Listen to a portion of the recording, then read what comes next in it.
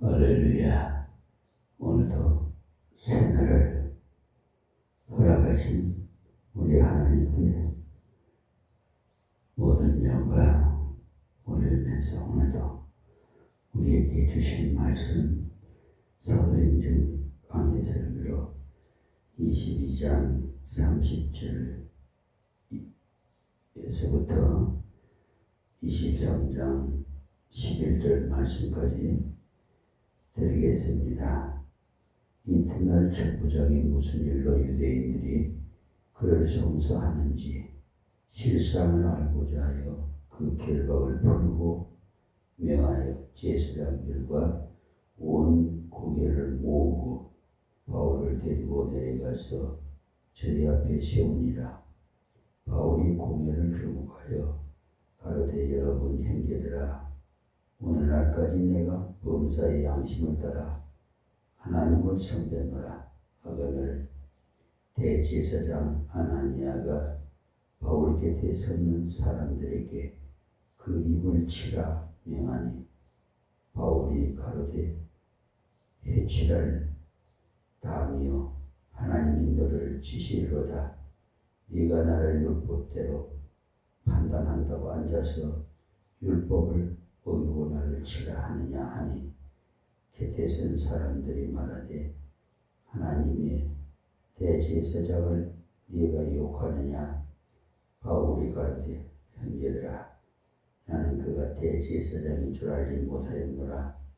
기록하였으되 너희 백성의 관원을 비방치 말라 하였느니라 하더라. 바울이 그 한 부분은 사두개인이요 한 부분은 바리새인인 줄 알고 공회에서 외쳐 가로되 여러분 형제들아, 나는 바리새인이요 또 바리새인의 아들이라. 죽은 자의 소망 곧 부활을 인하여 내가 신문을 받노라.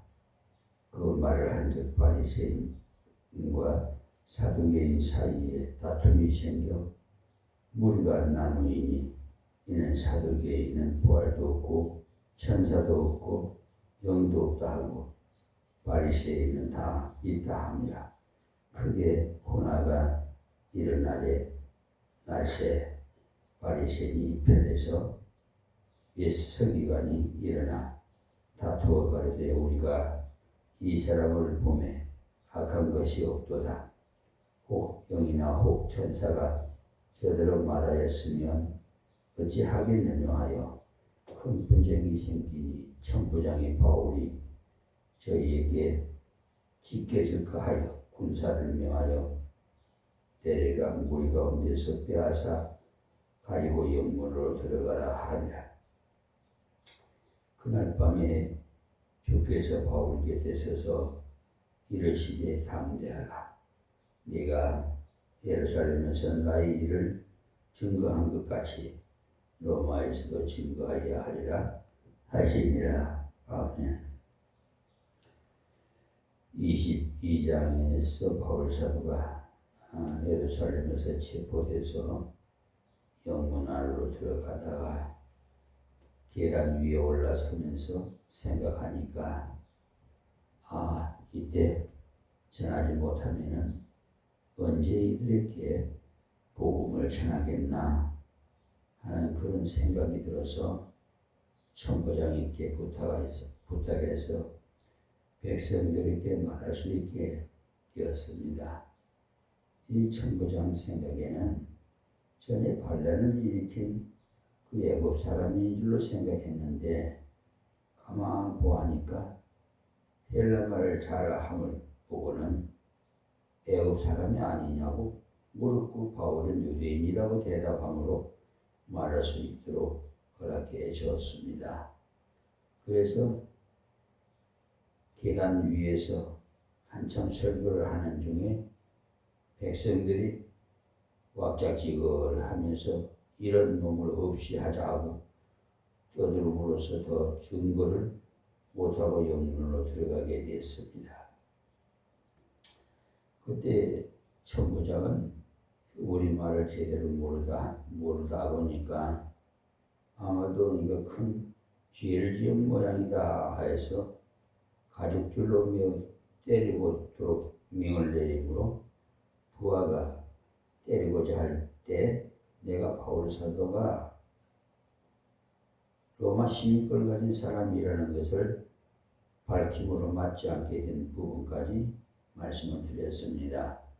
자, 30절입니다. 이튿날 그랬는데, 그러니까 영문에서 하룻밤을 잤는데, 영문이라는 것은 로마 그 군대 부대를 말합니다. 그러니까 바울은 로마 부대 안에서 하룻밤을 자면서 보호를 받은 겁니다. 이때 천부장이 왜 그런 소동이 벌어졌는지 알고자 해서 공회를 모였던 것입니다. 공회라는 것은 72명으로 이루어진 이스라엘의 사내들이란 국회를 말합니다. 그 국회 앞에서 증거할 수 있는 기회를 가지게 된 겁니다.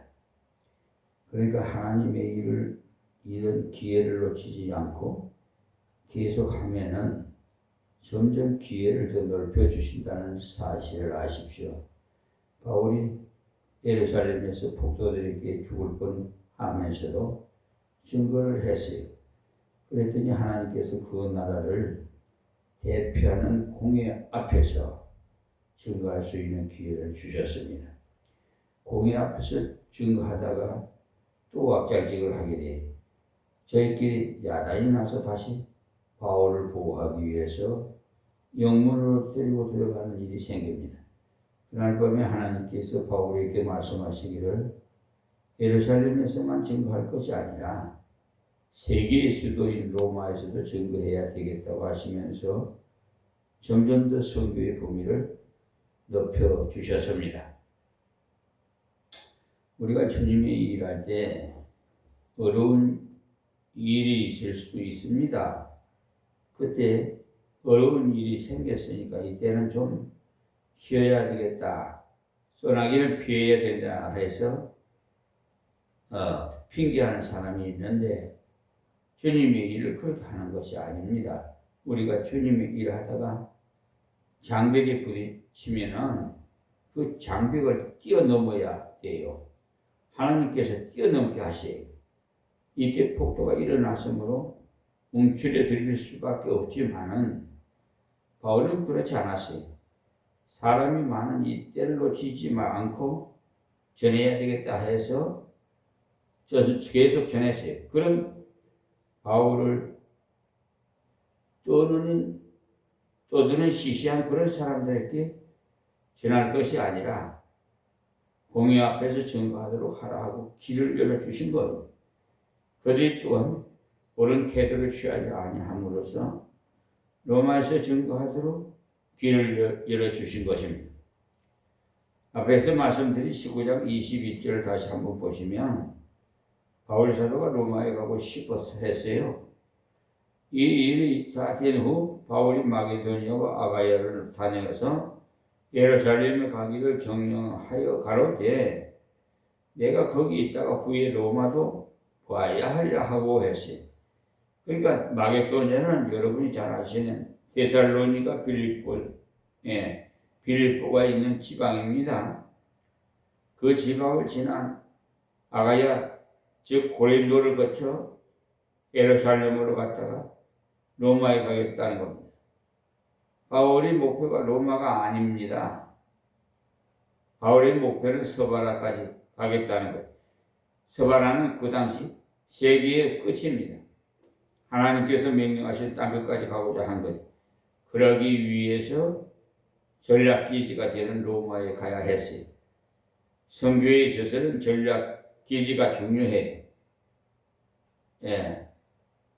그래서 그 어느 지역이든지 복음화하기에 앞서서 그 부족들을 우리 교회가 맡아는 그 이유가 바로 그 지역에 정복하는데 전략기지로 좋기 때문에 그래서 그 부족이 숫자로서는 몇 등급 좀 되지만 그 부족이 가장 개방적이고 공부한 사람이 많고 실력자들이 많기 때문에 하나님께서는 그 부족을 우리에게 맡겨주신 것을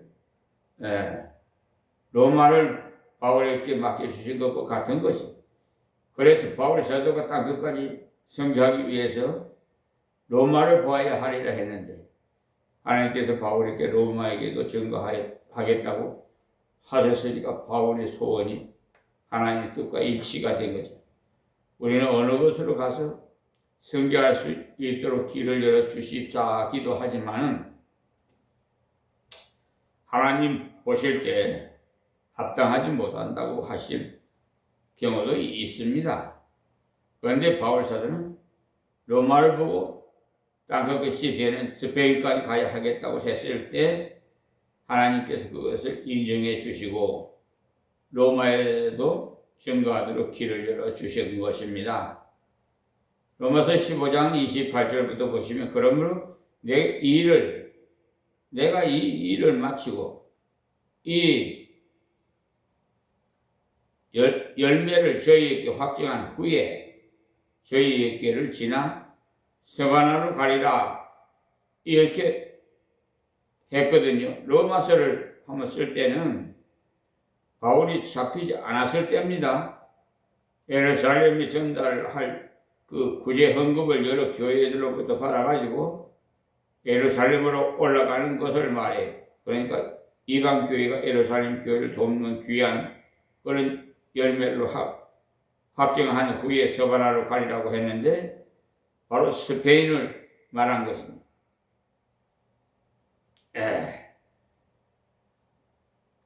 내가 너에게 나갈 때 그리스도의 충만한 축복을 가지고 갈 줄을 아노라 이랬어요. 바울 사도의 이 기회가 하나님의 뜻에 합당했으므로 하나님께서 갈 길을 열어주신 거죠. 우리들도 아프리카를 전도해야 되겠다. 이런 중요한 목표를 가지고 이렇게 부족에게 전도를 하는데 이것이 하나님 마음이 가하시면 우리에게 이 일을 완전히 맡겨주십니다. 우리가 이 문제를 두고 하나님 앞에 기도하면서 사람을 키워서 보내야 돼. 본문으로 돌아가서 이튿날 천부장이 무슨 일로 유대인들이 그를 송사하는지 그 실상을 알고자 하여 그 결박을 풀고 명하여 제사장들과 온 공회를 모으고 바울을 데리고 내려가서 저희 앞에 세우니라. 그러니까 군중들이 왜 그렇게 떠들면서 이 사람을 미워하는지 모르겠으므로 바울을 묶었던 그 포성줄을 풀어주고는 자유롭게 말하도록 기회를 준 겁니다. 그때 종교적인 대표자인 정치적인 대표들이 담보인 가운데서 증거하게 된 겁니다. 무엇 때문에 백성들이 그 소동인지 공회 앞에서 말해보라고 천부장이 인도했지만 사실은 적은 기회를 바르게 쓸 때에 더 큰 기회를 하나님께서 주십니다. 23절 말씀, 23장 1절 말씀이에요. 바울이 공회를 주목하여 갈 여러분 형제들아, 오늘날까지 내가 범사의 양심을 따라 하나님을 섬겼노라 하거늘. 그러니까 올라서서 첫마디로 한 말씀이에요. 어떤 분들은 바울도 지난날 공회원이 아니었겠나 이렇게 보는데, 왜냐하면 바울이 스데반을 죽일 때 가편 투표를 했다는 말이 나오기 때문에 한 말입니다. 이 가편 투표를 사내들인에서 했기 때문에 예수 믿는 이단을 죽일 것이냐 살릴 것이냐 투표할 때 바울 자기도 죽여야 된다고 가편 투표를 했기 때문에 사내들인 출신이라고 봅니다. 보통 사람이라면 국회의원들 앞에서는 주눅이 들어서 말을 제대로 못하는데 바울 사도는 공회를 주목하고는 정면을 내려다보면서 당당한 모습으로 말했죠. 설교하는 사람이요, 원고지만 내려다보고 이렇게 말할 때 어떻습니까? 좀 답답하죠? 그런데 할 수 없어요. 왜냐하면은 나이가 좀 들어가면은 여러분 그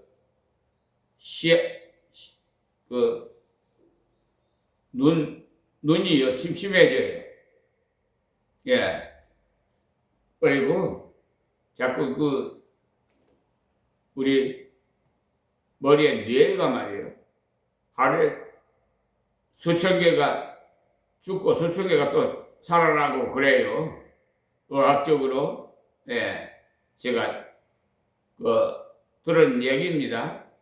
그런데 나이가 들수록 계속 살아나는 것은 적고 죽는 것은 일정하고 그러니까 점점점 이렇게 기억력이 자꾸 사라져 가요. 그래서 기억나고 생각나게 하는 것이 자꾸 축소돼 가니까 어떻게 할 수가 없어요.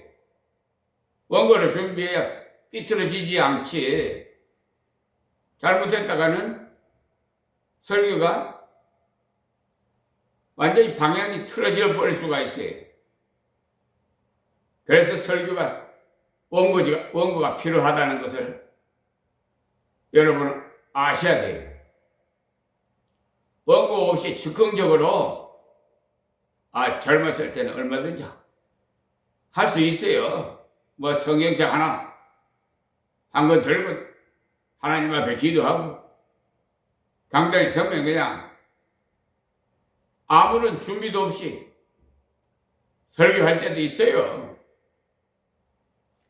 그런데 이게 나이가 노쇠해 가니까 이 뇌가 자꾸 살아나는 게 부족하기 때문에 그건 정상적이죠,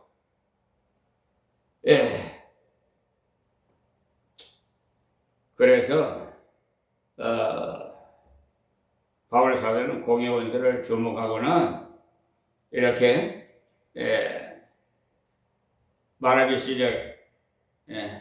시작했으니까 할 말이 확실하기 때문이고 정당하기 때문에 그런 태도로 말할 수가 있었어요. 자, 처음 전도하러 가면 눈길을 어디에 둬야 할지 그 망설이게 되겠지만 전도받을 사람이 눈을 정면으로 바라보면서 복음을 증거해 그 심령 속에 말씀이 들어갈 수가 있어요. 예수님께서도 제자들에게 가르치실 때 말씀하셨어요. 마태복음 5장 1절에 우리도 어떤 사람 앞에서 전하든지 간에 우리가 전하는 메시지는 확실한 것이기 때문에 우물쭈물할 것 없습니다. 바울이 그들을 주목하고 여러분 형제들아라고 했는데 바울은 이 어법을 많이 써요. 빌립보에서도 그랬고 중요한 대목에 가서 언제든지 형제들하고 말하는데 그것은 자기도 그들과 똑같은 사람이라는 거예요. 그러니까 아주 친근감이 있죠. 범사의 양심을 따라 하나님을 섬겼노라. 이 말은요 아무 거리낌 없다 하는 겁니다. 내가 하는 이 말로 인해서 양심에 전혀 가책을 느끼지 않는다는 거예요. 그러니까 당당하게 말할 수 있는 것이죠. 정말 좋은 것을 주고자 그러는 것이지 쓸데없이 이 말하는 사람이 아니라는 거예요. 우리가 전도를 갔을 때도 꼭 이와 같은 태도를 취하십시오. 담대하게 증거했다는 말이 큰 소리를 쳤다는 말은 아니에요. 막힘없이 증거한 것을 말하는 겁니다. 거리낌 없이 증거한 것을 담대하게 증거한다고 하는 것이지 큰 소리 친다고 담대한 것은 아니에요. 오히려 꿀리는 면이 있는 사람이 더 큰 소리로 말해. 그러나 자기가 가지고 있는 것이 확실할 경우는 막힘없이 말이 나와요. 우리가 가지고 있는 그런 복음이 그런 것이 우리가 전한 십자가의 복음을 받으면 생명이고 받지 않으면 지옥입니다. 그렇기 때문에 어떤 유명한 사람 앞에서 전한다 하더라도 겁낼 것이 없어요. 지성인이라고 겁낼 것 없어요. 그 사람들이 예수를 안 믿으면 지옥 가기 때문에 죽는 것과 관계없는 사람은 한 사람도 없습니다. 우리가 전하는 기쁜 소식을 영원토록 사는 영생을 전하는 것이니까 담대할 수밖에 없는 거죠.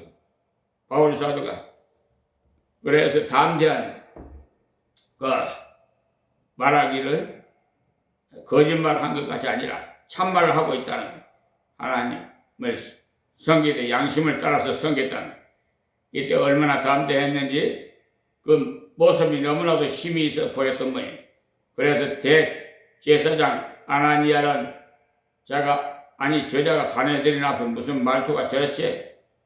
그런 생각이 들어서 더 화가 난 것입니다.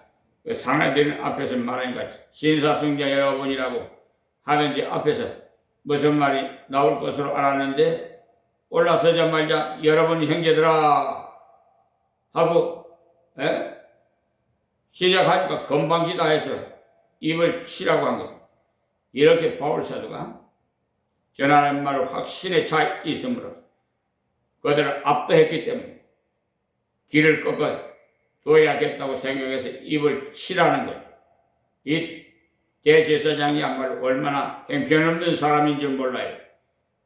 듣기도 전에 폭력을 행사하겠다는 거니까 그 당시에 신앙의 부패성을 낱낱이 보여주는 겁니다. 자, 3절입니다. 회칠한 담이여 하나님의 너를 치시리로다. 네가 나를 율법대로 판단한다고 앉아서 율법을 어기고 나를 치라 하느냐 하니, 그러니까 회칠한 담은요 회칠한 무덤과 비슷한 거예요. 즉 속과 겉이 다르다는 거예요. 겉으로 보기에는 하얗게 깨끗해 보이는데 속에는 흙이 있으니까 겉으로는 대제사장이 복장을 입고 거창하게 율법을 가르친다고 하면서 율법대로 판단하지 않고 감정대로 입을 치라고 했으니까 되지도 않는 판단이라는 것입니다. 율법대로 다스린다는 자가 율법을 먼저 순종해야 되는데 율법을 어기고 앉아서 남을 심판한다고 앉아있으니 율법에 재판할 때 어떻게 하라고 되어 있는 건지 레위기 19장 15절에 보시면요. 너희는 재판할 때 불의를 행치 말며 가난한 자의 편에 들지 말며 세력 있는 자라고 두어하지 말고 공의로 사람을 재판할지며라고 했어요. 그러니까 가난한 사람이다 해서 불쌍하게 여기고 잘못한 것을 덮어주지도 말고 또 세력 있는 사람이라고 해서 봐주는 일이 없도록 하라는 거예요. 그런데 현재 우리 사법부에 재판할 때 재판까지 어떻게 하는지 아십니까? 개는 가재편이라고 여실히 나타나요. 헌법재판소에서도요. 지난 3월 10일인가요? 공포 시행된 사법 3법이 입법화됐지만은 헌법재판소에다가 제가 그 사건을 접수를 시켜봤더니 아주 문제가 많아요. 역시 개는 가재편이구나. 절실 늦게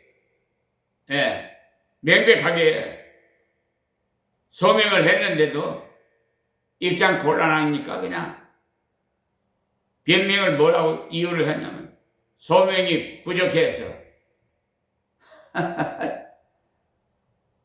소가 웃어 일이 뭐 세상 말로.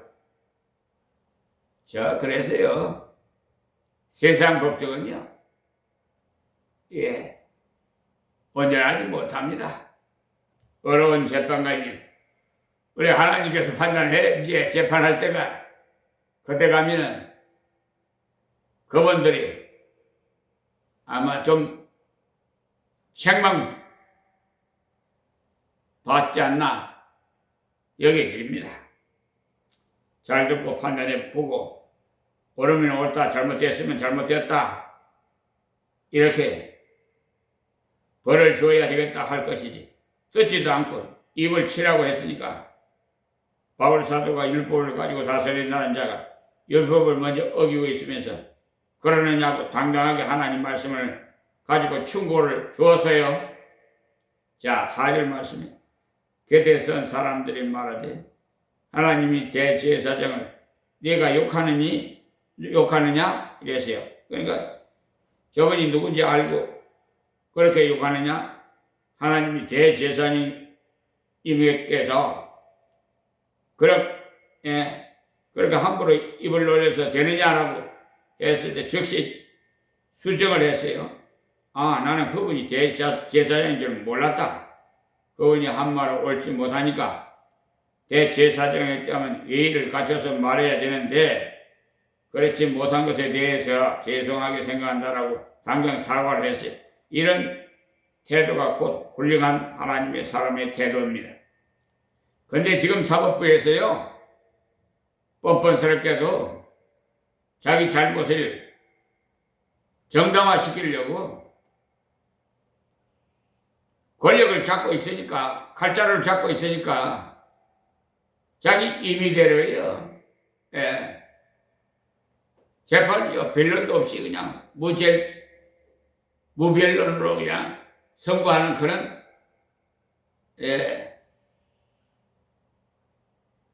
판사도 있어요. 그래 하여튼 어쩌가 없어서 오늘 제가 서울중앙지방법원과 대법원에 가서 서류도 좀 띄고 준비 서면도 좀 제출하고 내가 오려고 하고 있습니다. 오늘은 대중교통을 좀 이용해서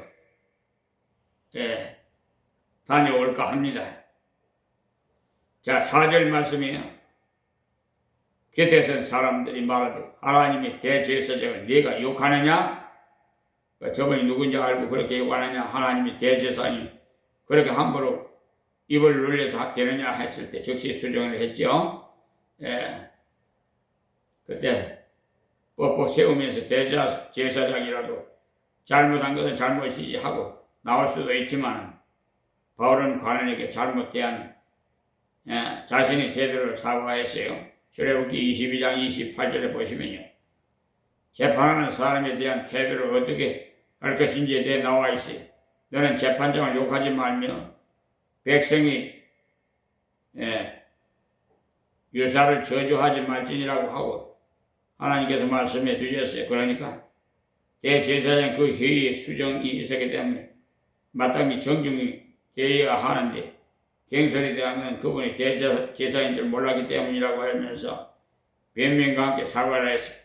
하나님 말씀에 그렇게 하지 말으라고 했는데 그렇게 했으니까 잘못했다 해서 당장 인정했습니다. 자, 5절 말씀에 바울이 가르되 형제들아, 나는 그가 대제사장인 줄 알지 못하였노라. 기록하여서 너희 백성이 관원을 비방치 말라 하였느니라 하더라. 바로 출애굽기 22장 말씀을 인용하면서 하나님 말씀에 재판장 비방하지 말라고 했는데 내가 실수했으니까 미안하게 되었음을 말했어요.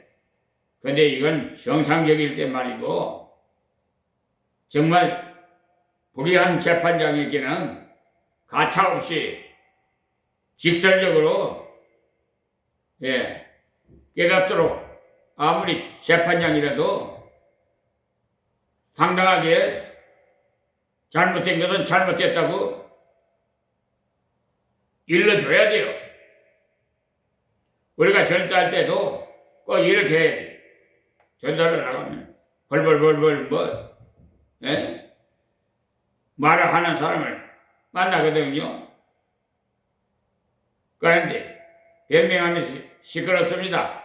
그것이 교회에 대한 요구를 하면 받아주어야 됩니다. 왜냐? 교회가 요거도 먹을 짓을 많이 했기 때문에 어떤 사람이 예수 믿는 사람이 어떤 나쁜 짓을 했고 어쩌고 하면 비판적으로 나와요. 그럴 때는 교회 안에도 그런 사람이 들어있습니다. 인정해야 되지. 누가 그런 말을 하더냐고 따지면 전도도 되지도 않고 싸움만 하게. 그렇지만 지식이 여럿이다 보니까 그 자식들이 교회 권석들이 여럿이다 보니까 어떤 자식도 말씀 부리는 자식이 있듯이 하나님의 교회도 많은 사람이 있다 보니까 그 중에도 말씀 부리는 사람도 있습니다. 대단히 미안합니다. 인정할 거 인정해야 돼요. 수정할 거 수정해야 되고. 자, 성경에도 재판장에 대해서 비방하지 말라 했는데 모르고 비방을 했으니 잘못된 인정했기 때문에 물고 넘어지는 것 없이 지나갈 수 있게 되고 우리가 전도할 때 그래야 돼. 전도하러 가보면 물고 늘어지는 사람이 꼭 있어요. 목사가 어떻고 저렇고 뭐 물고 늘어지는데 그때는 아니라고 변명할 것이 아니라 그런 사람도 혹이 있다는 것을 인정하면서 그런 사람 때문에 마음의 상처가 있게 되었다면 대단히 미안합니다. 이렇게 사과를 하세요. 신자로서 대신 사과를 한다고 나오면 그 사람이 수월해져요. 이때 바울 사도가 당장 사과를 하고 진리를 증거하게 된 겁니다. 그러니까 인간적인 체면이나 그런 것 때문에 진리의 복음이 증거되는데 방해돼서는 안 돼요. 인간적인 그 결점이나 교회의 결점을 인정함으로써 복음이 전파되는 데 있어서 걸림돌을 다 제거해야 돼요. 자, 6절 말씀에 바울이 그 한 부분은 사두개인이요 한 부분은 바리새인인 줄 알고 공회에서 외쳐가는데 여러분 형제들아 나는 바리새인이요 또 바리새인의 아들이라 죽은 자의 소망 곧 부활을 인하여 내가 신문을 받노라. 그러니까 자기 앞에 있는 사람들을 보고 청중이 얻었다는 것을 알았다는 거예요. 사내들인 72명의 모임 중에 사두개 계통 사람과 바리새 계통 사람이 있더라는 거예요. 이들이 어떤 사람이라는 것을 당장 파악을 한 것이죠. 우리가 전도하러 갔을 때는 이것을 알고 시작하는 것이 좋습니다. 불교를 믿는다고 한다면 어느 절에 다니느냐고 물어보고 전도할 때 미끼를 던질 때 물만한 미끼를 던질 수 있기 때문에 바울 사도가 청중들 어떤 계통의 사람이라는 것을 알고는 증거를 시작했는데 그때 유대에서는 바리새인, 사두개인, 에세네파, 헤롯당 이런 네 가지 종류의 정파들이 있었는데 물론 신앙과 관계되는 정파들이에요. 바리새파들은 율법주의자들로서 바리새라는 건 말 자체가 구별이라는 말로서 자기들은 구별된 사람이라는 건 하나님 말씀을 한마디로 빠뜨리지 않고 잘 지킨다는 거예요. 11조도 잘 드리고 금식도 잘하는 사람들이 이들이고 백성들에게 존경을 많이 받았어요. 그리고 사두개인들은요 지금으로 말하자면 신신하게 조상들이 천국도 없고 지옥도 없고 영도 없고 천사도 없다는 자들인데 지도자들이 있었어요. 그야말로 웃기는 자들이죠. 지금도 기독교 안에 이런 사람들이 많이 있어요. 천당도 안 믿고 지옥도 안 믿는데 목사로 일하고 있어요. 지난번에 말씀이 된 HJS, BSH 교수 같은 사람이 그런 사람들인데 그런 사람들 목사의 신학교 교수라고 들어앉아가지고 있으니 큰 문제예요.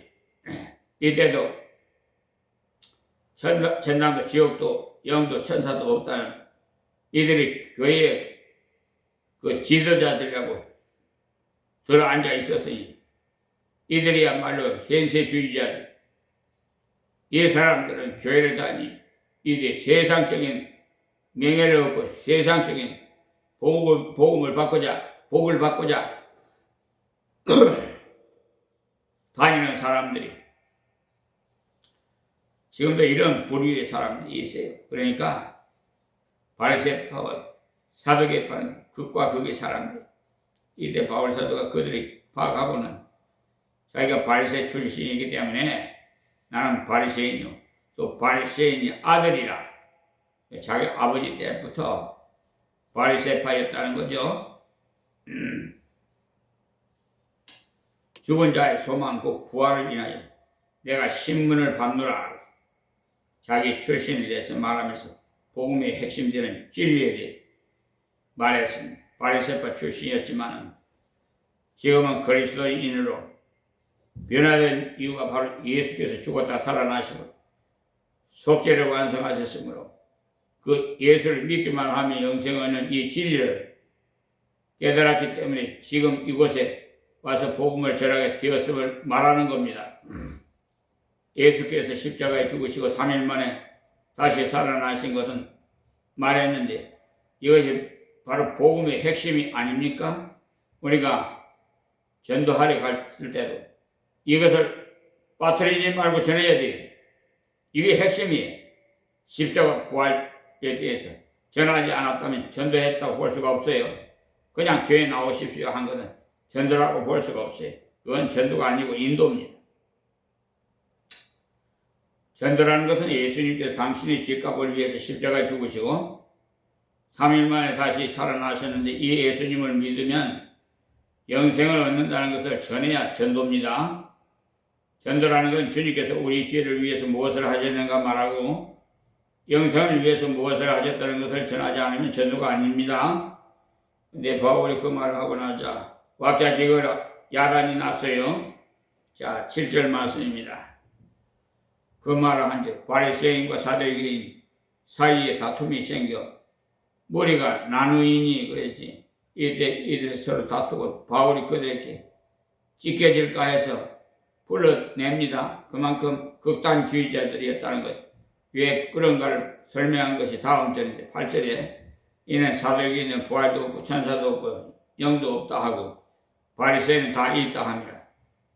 그러니까 바리새인은 공로주의자들이 자기가 율법을 잘 지켰으니 내세우는 자들 하나님 앞에서 11조를 잘 드리고 금식을 많이 한 공로 때문에 하나님 앞에 간다는 자들이 또 사두개인들은 지옥도 천국도 없고 천사도 안 믿는 자들인데 이들은 땅에서 사는 그것밖에 다른 거 없다는 사람들로서 죽고 나면 없어진다는 자들이면서 성경을 읽고 가르치고 했다는 겁니다.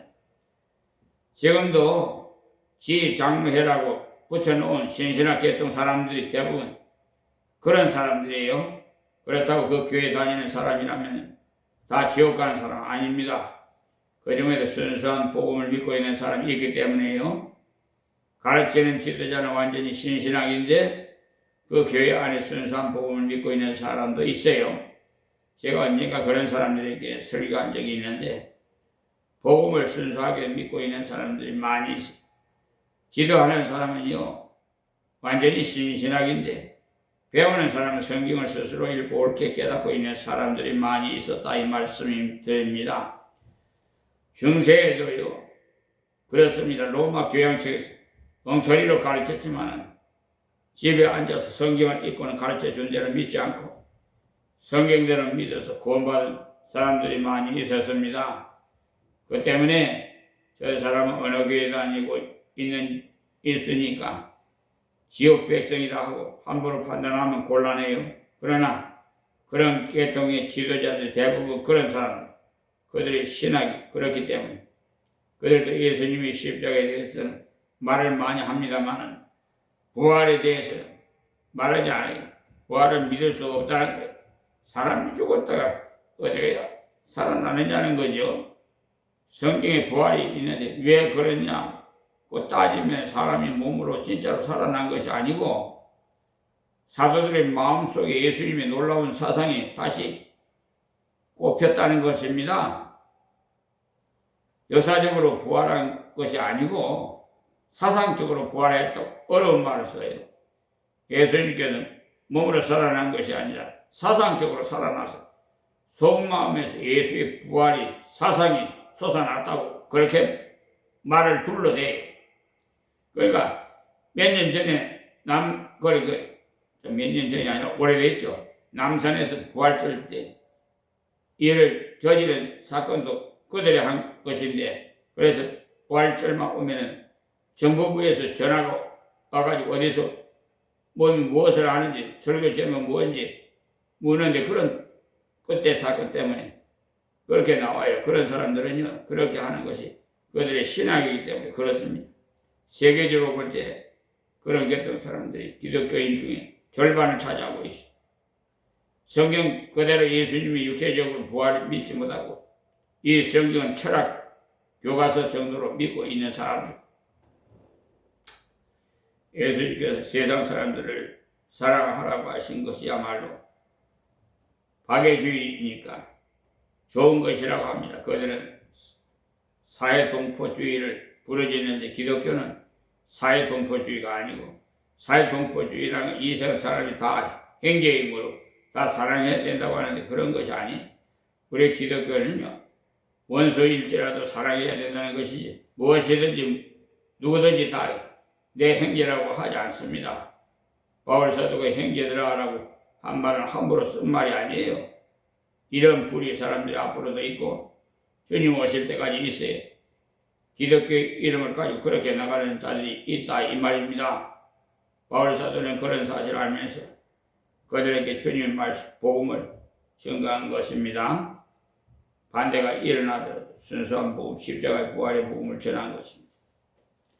9절 말씀입니다. 크게 권하가 일어날세 바리새인들에서 몇 서기가 일어나 다투어 가로되 우리가 이 사람을 보매 악한 것이 없도다. 혹 엄이나 혹 천사가 저들을 말하였으면 어찌 하겠느냐 하여 양쪽이 붙어가지고 떠들고 야단이 났는데 순수한 마음으로 복음을 받아들이면서 한 말이 아니라 파장적인 그 생각이 생겨나 가지고 들고 일어나서 한 말이, 자기들도 바울 사도의 증거한 복음에 대해서는 안 믿으면서도 자기 파당의 그 주장을 주장하기 위해서 바울 사도의 증거를 인용해 한 것입니다. 인용한 것이, 그러니까 10절에 큰 분쟁이 생기니 천부장이 바울이 저희에게 찢겨질까 하여 군사를 명하여 내가 머리 가운데서 빼앗아가지고 영문으로 들어가라 하니라. 그러니까 밀고 땡기고 하는 그들 사이에 바울이 폭행당할 그 우려가 있으므로 로마 시민권까지 이 사람을 보호해야 나중에 말썽이 생기지 않겠다 해서 영문 안으로 들어가게 했다는, 가만히 보아하니까 저들이 재판을 하지 않고 싸움만 하고 있으니까 소용없다 하고는 영문으로 들어가도록 한 겁니다. 가만히 보면 어떤 생각이 드냐면, 부패한 교회보다도 부패한 교회는요, 교회보다는 정당한 그 세상이 오히려 판단하고 옳았음을 볼 수 있지 않습니까? 중세에도 그런 일들이 많았어요. 부패한 교회보다도 정당한 정부가 오히려 더 정당한 판단을 내린 것이 많아요. 신앙이 잘못돼 썩으면 형편없는 자리로 나가게 되는 거예요. 이때 천부장 냉철한 판단을 해가지고 가만 보니까 재판하는 것도 아니고 오히려 자기들끼리 싸우고 있으니까 재판할 자기가 없다 하고는 데리고 들어가도록 바울이 보호되도록 한 거죠. 하나님께서 필요할 때는 세상의 정부를 통해서도 하나님이 복음 전하는 자를 보호해 주십니다. 바울 사도가 그때 영문 안으로 들어가 생각해 보니까 그야말로 착잡한 것입니다. 예. 그래서 기도했죠. 하나님, 아버지 내 민족에게 전도하기 위해 이렇게 전도를 했지만 내 민족들이 듣지 않고 서로 싸우고 있으니까 어떻게 했으면 좋겠습니까? 기도했더니 하나님께서 그날 밤 바울을 위로해 주신 것이 11절 말씀이에요. 자, 11절에 뭐라고 했냐? 그날 밤에 주께서 바울 곁에 서서 이르시되 담대하라. 네가 예루살렘에서 나의 일을 증거한 것 같이 로마에서도 증거하여야 하리라 하시니라. 주님께서 바울 곁에 서서 말씀하셨다는 것은 언제나 바울과 함께 계신다는 겁니다. 그러니 염려하지 말아라. 사람들이 저렇게 악하지만 항상 주님께서 같이 하신다는, 걱정하지 말라. 우리가 주님의 뜻대로 걸어가면, 주님 뜻대로 순종하면 주님께서 동행해 주신다는 증표를 주십니다. 그래서 담대하라. 주님께서 함께 하신다는 것을 확실하게 믿고 담대하라. 네가 전하는 말을 굽히지 마라, 이 말이에요. 네가 전하는 메시지가 옳은 메시지니까 굽히지 말아라. 어디 가서든지 전하라. 하나님께서 역경중에도 하나님 말씀을 존중히 여기는 자에게 확신을 주십니다. 담대함을 주십니다. 네가 예루살렘에서 나의 일을 증거한 것 같이, 그러니까 우리는 증거자이지 변호사가 아닙니다. 주님께서 죽으시고 살아나셨다. 내가 이 사실을 믿고 나서 이렇게 변해야 된다는 사실을 증거하는 것이 이론적으로 증거하고자 변론하는 것이 아니에요. 그냥 드러내는 것입니다. 로마에서도 증거하여야 하리라 하시니라. 더 크게 증거한 기회를 주시겠다는 거예요. 유대인들이 말을 듣지 않으니 더 넓은 곳에 가서 전하도록 해 주시겠다는 거예요. 그 때문에 전도하러 가서 열심히 전했는데도 그 사람이 안 믿다고 해서 낙심할 필요 없습니다. 하나님께서 더 잘 들을 사람을 예비해 두십니다. 더 넓은 지역으로 갈 수 있도록 길을 열어주시고요. 그러니까 전도하거나 선교하다가 약간의 장벽이 부딪혔다고 해서 하지 말아야 라는 신호인가 보다 하고 포기하면 안 됩니다. 이 역경을 뛰어넘으라고 하시는구나, 이것을 극복하라고 하시는구나 알고 계속 걸어가세요. 바울 사도가 그 정신으로 갔기 때문에 세계를 관통하면서 복음을 전해서 정말 땅끝까지 서바라까지 가게 된 쾌거를 거둔 겁니다. 그러므로 오늘 이 시간에 말씀을 통해서 본 대로 하나님께서 로마도 보아야 하리라는 하나님의 경의를 받고 일하는 사람이 되시기 바라요. 어떤 사람이 하나님의 경의를 받을 수 있느냐? 적은 일에 충성하는 사람, 현재의 위치에서 불평하지 않고 최선을 다하는 사람, 전도하는 그 사람을 하나님께서 경영하십니다. 그리고 자기가 잘못되었음을 알았을 때는 즉시 회개하는 사람, 즉시 고치는 사람이 되어야 돼요. 바울 사도를 보아요. 입을 칠하는 사람이 대제사장의 말을 들었을 때 당장 돌아서서 사과를 하잖아요. 그렇게 하는 것이 왜 중요하냐? 깨끗한 그릇이기 때문입니다. 자기가 잘못하고 부족한 것을 합리화시키는 것은 그거는 아닙니다. 그것은 깨끗한 그릇이 될 수가 없어요. 그러니까 현재 위치에서 바르게 서서 걸어갈 때 하나님께서 격려해 주시고, 그리고 실수하거나 넘어졌을 때 즉시 회개하고 다시 일어설 때 하나님께서 격려해 주시고, 그리고 복음을 순전히 증거할 때는 십자가와 부활을 어디서든지 바르게 증거할 때 하나님께 그 증거를 계속하도록 격려해 주십니다. 반대가 많이 일어나더라도 계속해서 걸어갈 때 하나님께 놀라운 은혜를 바울 사도에게 주셨어요. 우리들도 주님이 일하다가 복음을 전하다가 장애가 있을 때 그만 가라는 하나님의 뜻으로 받아들일 것이 아니라 더 큰 능력을 받아서 일할 기회임을 아시고 기도하고 계속해 나가면 점점 큰 기회를 주시면서 실수와 잘못을 인정하고 나가면 하나님께서 인도해 주십니다. 그리고 순수한 복음은 증거하십시오. 생명주는 주님이 십자가의 부활을 증거할 때 하나님께서 더 넓은 증거할 길을 열어주십니다. 오늘 새벽은 여기서 말씀을 맺겠습니다. 하나님 고맙습니다. 감사합니다. 이 민말의 종이 하나님의 생명의 말씀을 증거했습니다. 아버지, 귀 있는 자는 듣게 하옵소서. 저들이 듣고 행함으로써 열매 맺게 하여 주시옵소서. 이 세상에서 구별된 삶을 살 수 있도록 은혜를 베풀어 주시옵소서. 예수님의 이름으로 기도합니다. 아멘.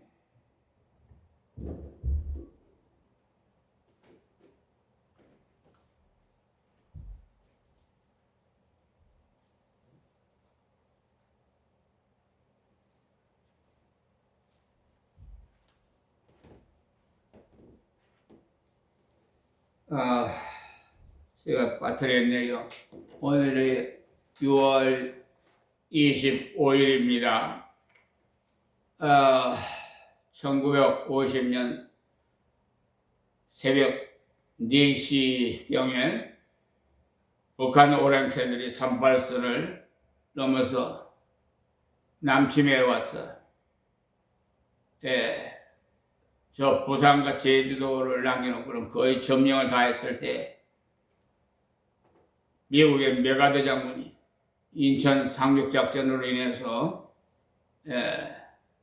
서울을 수복하고 참 많은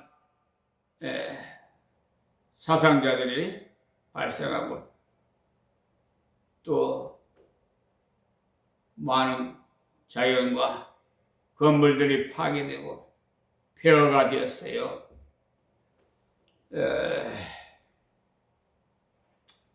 당시를 회고해보면 참 비참하고 다시는 이런 6.25 사변이 일어나서는 안 됩니다.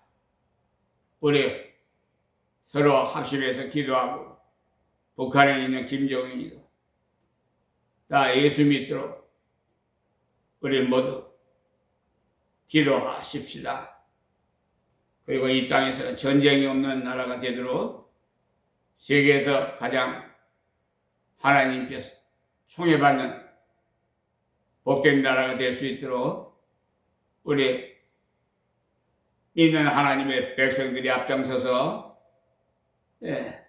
이 나라를 위해서, 이 민족을 위해서 기도해 주시기 바랍니다. 오늘 6월 25일이기 때문에 제가 그 6.25 노래 여러분 아시죠? 근데 아마 잊어버리고 가사도 모르는 사람도 있을 거예요.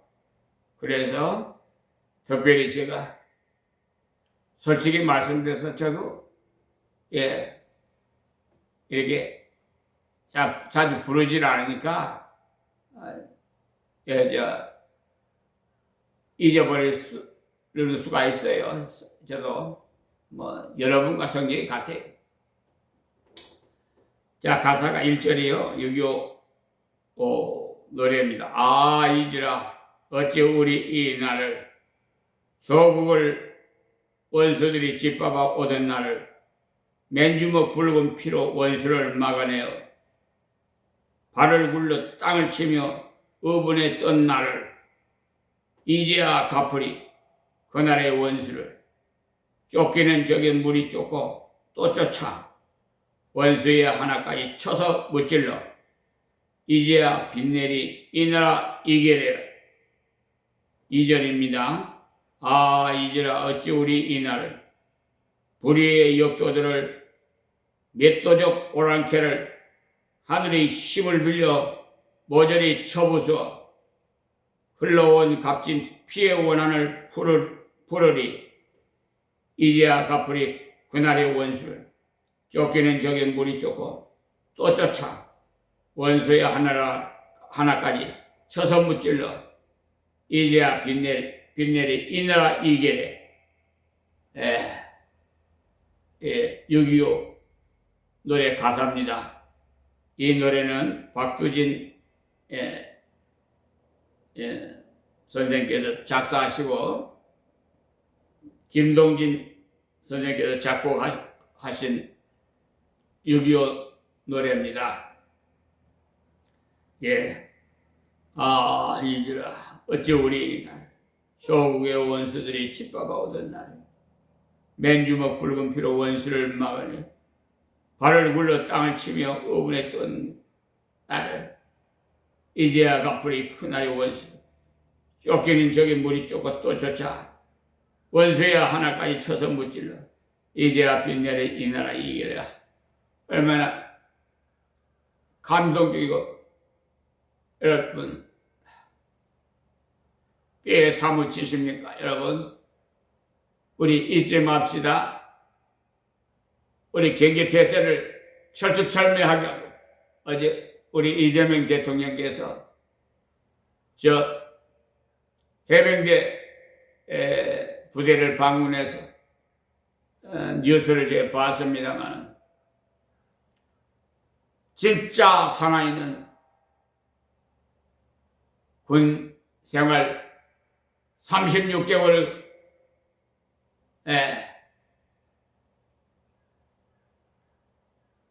공부하신 국군장병 여러분, 그 6.25 사변에 참전했던 우리 선배 아주 훌륭하신 우리 그분들의 공로와 또 많은 분들의 숭고한 그런 전사자들이 있었기에 오늘 대한민국의 민주주의의 꽃이 피어나 우리가 생활하고 있는데 자금의 6.3 지방선거에서 부실 투표용지 부족 사태로 인해서 자금이 끊어지지 않고 지금 국회에서 조사 중에 있는 것 같아요. 수사계통에 압수수색해서 근데 철두철미하게 가리려고 그 노태악 아주 불의한 대법관이에요.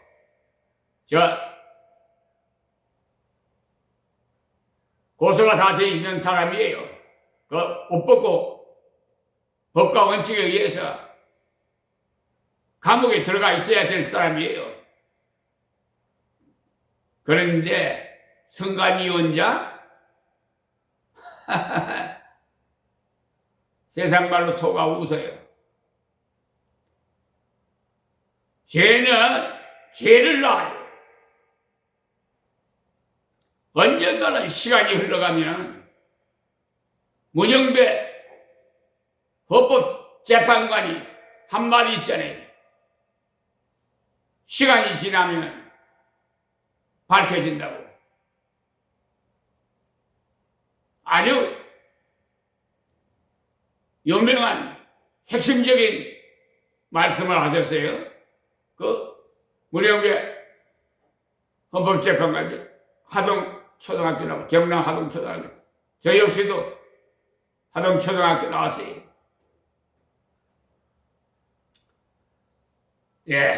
정직하게 해야 돼요. 근데 지금 헌법재판관 지금 헌법재판 소원법에 의해서 지금 담당하고 있는 재판관 참 걔는 가재편이라고 실망했습니다. 소용없어요. 소명을 그렇게 명확하게 했는데도 이유될 것이 없으니까 소명이 부족해서 그러니까요 법관들은요 이걸 이거 마음먹기예요. 자기들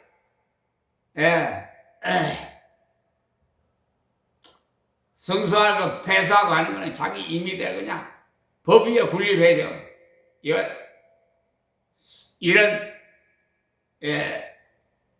헌법과 법률에 의해서 양심껏 단독으로 재판하지 않는 대법관들이고 법관들은요 모조리 하나님께서 처결해낼 겁니다.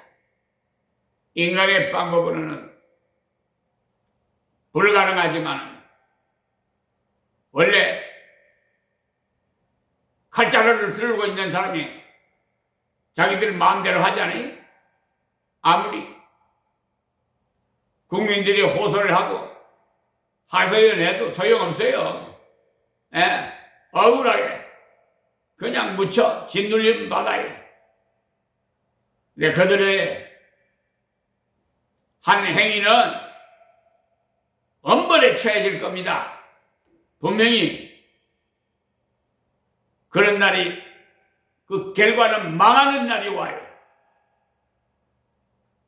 그 당사자만 뿐만 아니라 그 가족, 하나님 말씀에 의하면 3, 4대가 저주를 받는다고 그랬어요. 하나님을 경외하면 천대까지 복을 받지만 법관들도 예수 믿는 분들 있습니다.